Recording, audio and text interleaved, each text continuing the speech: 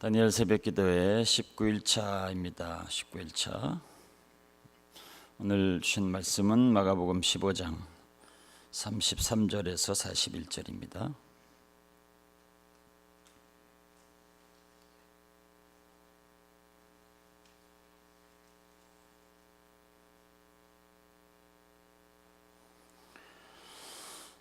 같이 읽습니다. 제6시가 되매 온 땅에 어둠이 임하여 제9시까지 계속하더니 제9시에 예수께서 크게 소리 지르시되 엘리 엘리 라마 사박다니 하시니 이를 번역하면 나의 하나님 어찌하여 나를 버리셨나이까 하는 뜻이라. 곁에 섰던 자 중 어떤 이들이 듣고 이르되 보라 엘리야를 부른다 하고 한 사람이 달려가서 해면에 신 포도주를 적시어 갈대에 깨어 마시게 하고 이르되 가만두라 엘리야가 와서 그를 내려주나 보자 하더라. 예수께서 큰 소리를 지르시고 숨지시니라. 이에 성소의장이 위로부터 아래까지 찢어져 들이 되니라. 예수를 향하여 섰던 백부장이 그렇게 숨지심을 보고 이르되 이 사람은 진실로 하나님의 아들이었도다 하더라. 멀리서 바라보던 여자들도 있었는데 그 중에 막달라 마리아와 또 작은 야고보와 요새 어머니 마리아와 또 살로메가 있었으니 이들은 예수께서 갈릴리에 계실 때에 따르며 섬기던 자들이요 또 이에 예수와 함께 예루살렘에 올라온 여자들도 많이 있었더라. 아멘.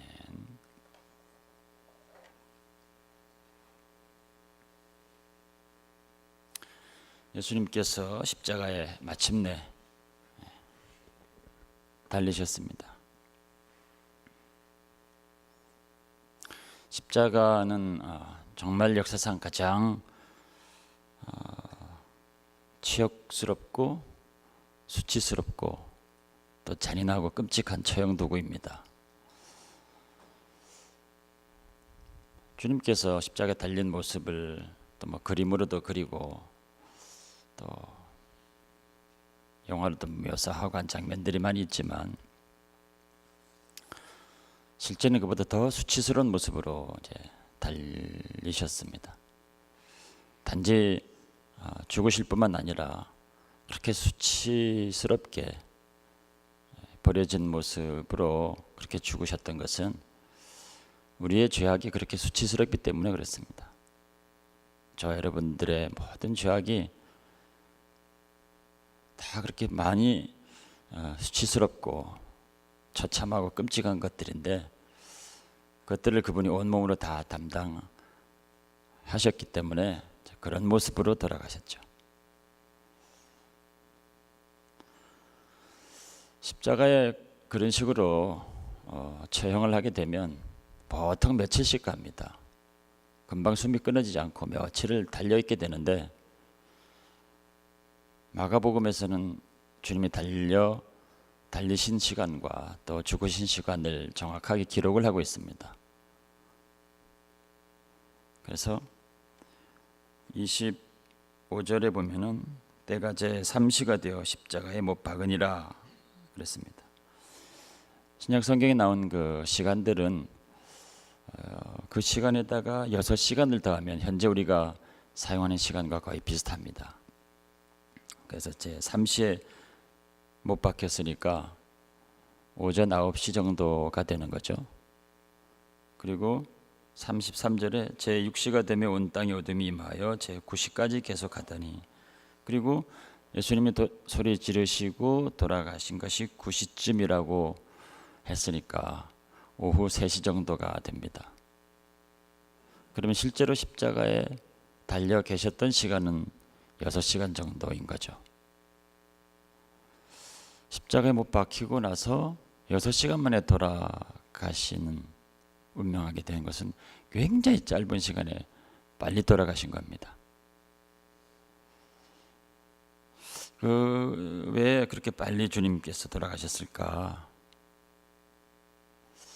이전에 채찍이나 이런 것들을 너무 많이 맞으시고 고통을 많이 당하셔서 그랬나? 이렇게 생각해 볼 수도 있죠.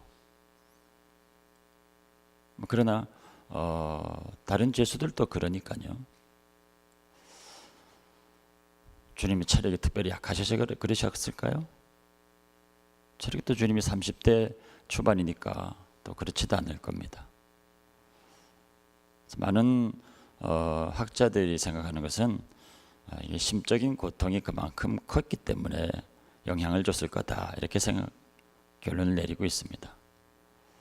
심적인 고통이라고 하는 것은 십자가에 달리기 전에 겟세마네 동산에서 그분이 보여주셨던 그와 같은 고통, 성부 하나님과 그 사랑의 연합이 잠시 단절이 되는 그런 것이 주님께 엄청난 고통이 되었던 것이죠.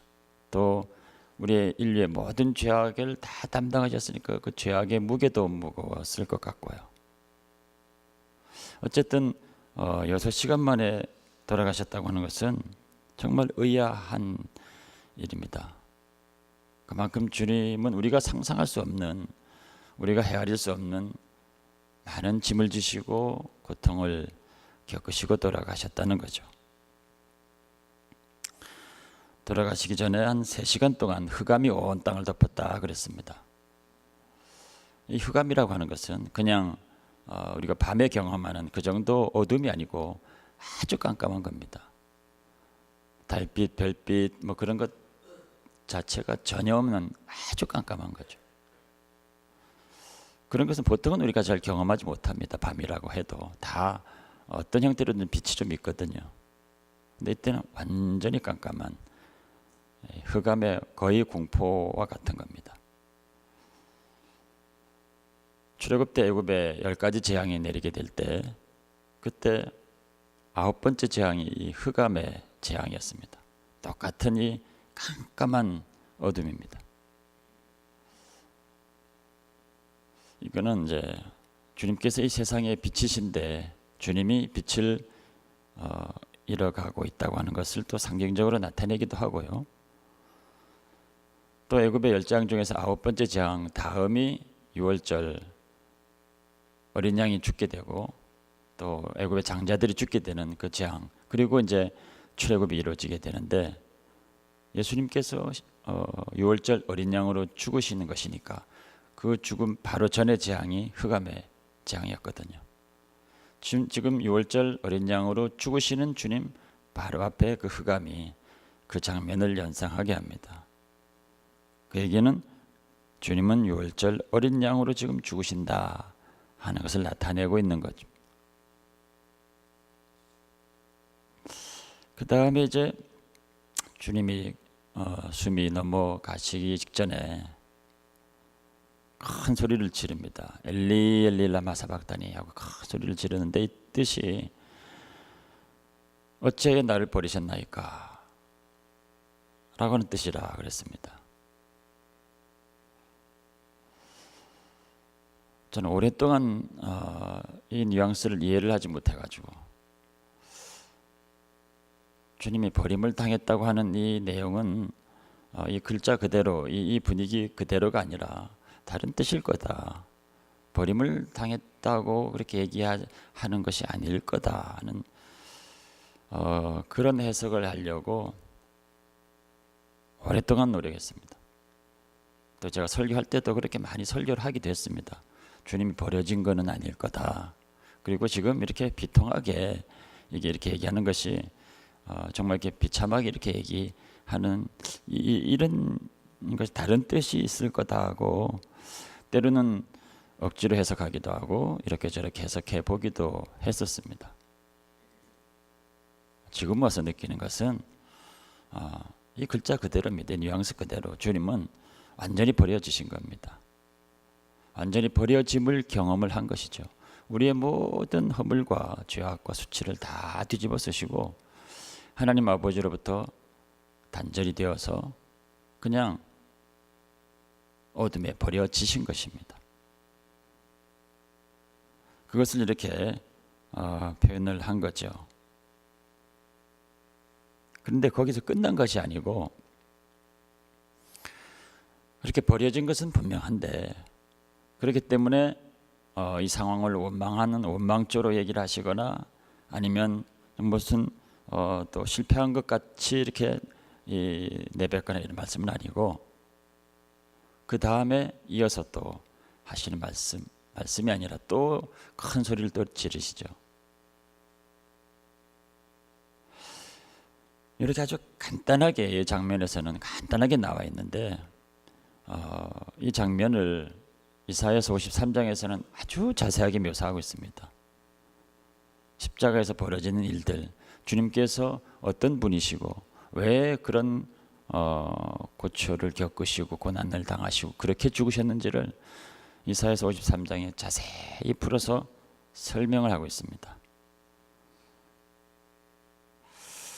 그 내용 중에 이제 끄트막에 53장 11절, 이사야서 53장 11절에 이렇게 얘기를 하고 있습니다. 그가 자기 영혼에 수고한 것을 보고 만족하게 여길 것이라. 그 앞부분은 지금 주님이 어떤 모습으로 십자가를 지고 우리의 모든 것들을 담당하셨는지를 쭉 얘기하셨는데 11절에 그가 자기 영혼에 수고한 것을 보고, 이게 주님께서 십자가에 죽으신 이 장면을 얘기하는 겁니다. 그것을 보고 만족하게 여길 것이라. 지금 주님께서 누구를 아버지를 원망하거나 내가 지금 이렇게 죽어야 된다고 하는 것에 대한 어떤 실패감이나 전혀 그렇지 않습니다. 전혀 그렇지 않습니다. 그것을 보고 스스로 만족하게 여기셨다 그렇습니다. 그리고 마가복음 15장 37절에 큰 소리를 지르시고 운명하셨다 그랬는데, 그때 큰 소리를 요한복음 19장 30절에서는 다 이루었다 이렇게 말씀하고 숨지셨다 그랬습니다. 그러니까 엘리 엘리 라마 사박다니 할 때도 큰 소리를 지르셨는데, 그리고 내가 그렇게 이 사랑하는 이 모든 영혼들의 죄악을 내가 다 담당하고 아버지로부터 버려집니다 하고 외치시고, 그리고는 속으로 만족하게 여기시고, 그리고 조금 있다가 다시 큰 소리로 다 이루었다 하고 돌아가셨다는 겁니다. 그것을 보시고 이어서 아버지 하나님께서 성전의 휘장을 위에서부터 아래로 쫙 찢으십니다. 누가 밑에서 잡아당기면 아래에서부터 위로 찢어져야 되죠. 근데 높이 있던 휘장이 위에서부터 쫙 갈라져 내려오는 겁니다. 하나님께서 찢으셨다는 거죠. 사람과 하나님 사이에 막힌 그 담을 찢어버리시고 허물어 버리신 겁니다. 그러니까 주님께서 엘리 엘리 라마 사박다니, 내가 이제 모든 사람들의 죄짐을 다 지고 버려집니다. 그리고 속으로 만족하게 여기시고 큰 소리로 다 이루었다 하시고 돌아가신 다음에 아버지는 잘했구나 하고 휘장을 쫙 찢으셨다는 겁니다. 이 장면이 현재 본문에서 보여지는 이 장면입니다. 이것을 보고 로마 백부장이, 그 사형을 집행했던 로마 백부장이 이는 진실로 하나님의 아들이었도다, 이런 놀라운 고백을 하고 있습니다. 로마의 백부장이면은 전장터에서 산전수전 다 겪은 정말 용맹하고 어떤 면에서는 잔인하고 늘 사람 죽이던 그런 사람이었습니다. 그러니까 사람 죽는 것을 숱하게 보아온 사람이고 실제로도 많은 사람을 죽인 사람이죠. 그러니까 사람이 어떻게 죽는지를 너무너무 잘 알고 있는 사람입니다. 그런데 주님이 십자가에서 죽는 모습을 보니까, 주님이 죽으시는 모습을 보니까 이게 그냥 보통 사람하고는 다른 겁니다.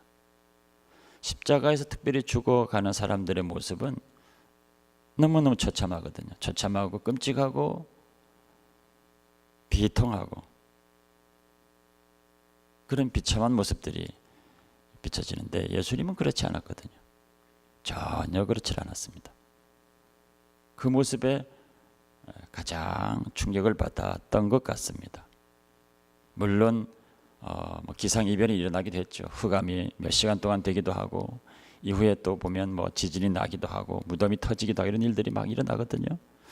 그런 것들을 보고 또 느끼기도 했겠지만, 가장 그 마음이 움직였던 것은 죽어가는 마지막에 주님의 모습, 십자가의 그 모습이 보통 사람들, 다른 죄수들의 모습하고는 전혀 달랐다는 것입니다. 그 모습을 보고 들어봤던 그 이야기가 정말이었구나.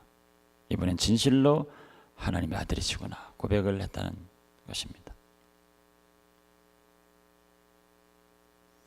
방금 우리가 영화에서 봤듯이 아버지의 마음, 아들을 내어주시는 아버지의 마음을 잘 표현한 영화라 잠깐 보여드렸습니다. 그 아들을 우리에게 내어주셔서 우리의 모든 수치와 모든 허물과 모든 죄악을 다 씻어주셨습니다. 그리고 우리에 대한 사랑을 확증하여 주셨다. 하나님이 너희들을 사랑한다. 너희들은 사랑하는 내 아들이라 딸이라 말씀하셨던 것을 그것으로 확증하여 보여주셨다. 이렇게 말씀하고 있습니다. 오늘 우리가 주님의 죽으시는 장면을 다시 기억하면서 주님 앞에 정말 감사할 수 있기를 원합니다. 또 우리의 허물들을 바라보며 다시 한번 또 회개할 수 있기를 원합니다.